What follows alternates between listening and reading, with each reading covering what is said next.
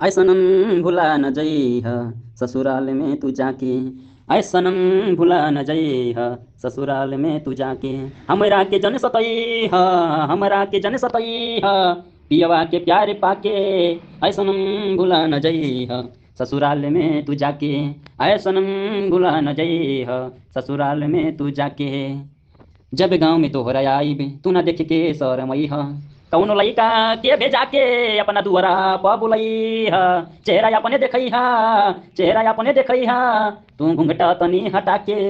ए सनम भुला न जइह ससुराल में तू जाके।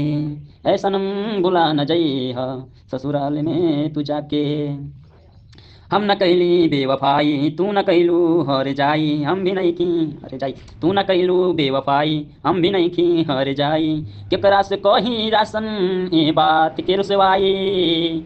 अरे केकरा से कही आसन ये बात के रुसवाई। खुशहाल रखी है सबका के, अरे खुशहाल रखी है सबका के, बीबी के इज्जत बचा के। ऐ सनम भुला न जइहा ससुराल में तू जाके। ऐ सनम भुला न जइहा ससुराल में तू जाके। ये गाना बना है भैया खाली बीवी खातिर, और शादी जैसे कि उनके माल रहे तो उनके माल के शादी भैया कन्हैया से, और कन्हैया शादी भैया उनके 4 लड़के वही गए हैं। तब ये गाना गाँव से ताकि अपने लड़कों को भेज के और मतलब भेज के बुलाऊँ अपने घरे, अब चाय पानी पिया वही वही हिसाब से मिलन हो जाए। जय हिंद जय भारत। गाना सुन के डिलीट कर दिया।